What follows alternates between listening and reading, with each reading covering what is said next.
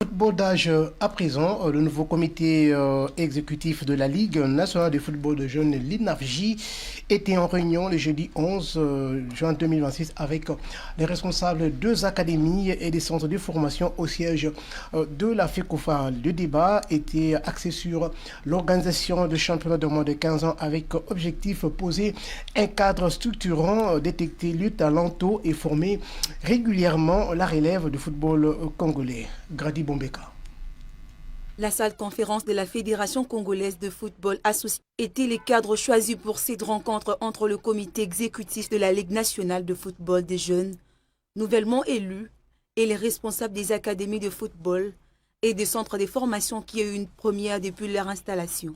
Au cours de cet entretien, beaucoup de matières ont découlé dans le chef de chaque acteur aura un nouveau départ dans la réussite des organisations de championnat d'âge, sans oublier les difficultés que connaît la ville-province de Kinshasa en termes d'infrastructures qui demeurent, jusqu'ici, une problématique majeure. Un autre cas évoqué est celui de la triche dans l'âge des enfants. Le nouveau va en faire aussi son champ de bataille.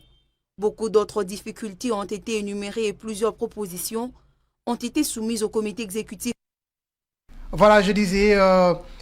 terminons par cet élément. Au sortir de la salle de conférence, quelques participants ont donné de la voix à de Jean-Marie Maïmba, le directeur technique de CFORBEL, et le manager d'Enovakin, Victor. Ils se sont exprimés en ces mots. Suivez.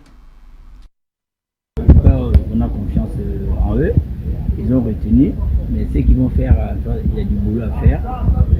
Ils savent aussi que c'est pas facile, mais ce que j'ai retenu, moi c'était une bonne chose, une bonne réunion, des prises de contact.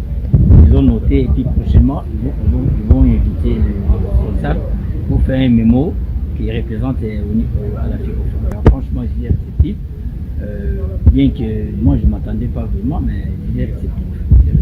Je pense que c'était nécessaire pour avoir un peu de nouvelles, on va dire. D'abord, c'est faire cette connaissance avec eux, c'est familiariser.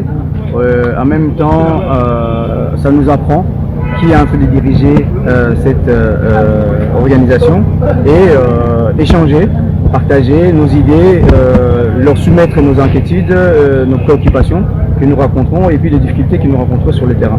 Donc, pour moi, c'est une première pour nous déjà des 1 et ça reste quelque chose où on espère qu'il y en aura plusieurs réunions qui seront organisées. J'espère en tout cas, parce que c'est vraiment pour notre développement.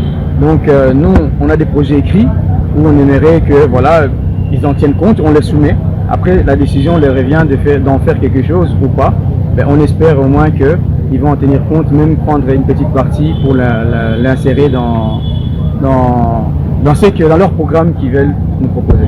J'ai aimé la partie où ils disent qu'ils ont les soucis de remettre les catégories d'âge à chaque personne dans sa catégorie d'âge. Ça c'est très important aussi pour le développement, parce qu'il y a des entraînements spécifiques qui sont donnés aux enfants de 8 ans, il y a des entraînements spécifiques qui sont donnés aux enfants de 14 ans, 15 ans, etc. etc.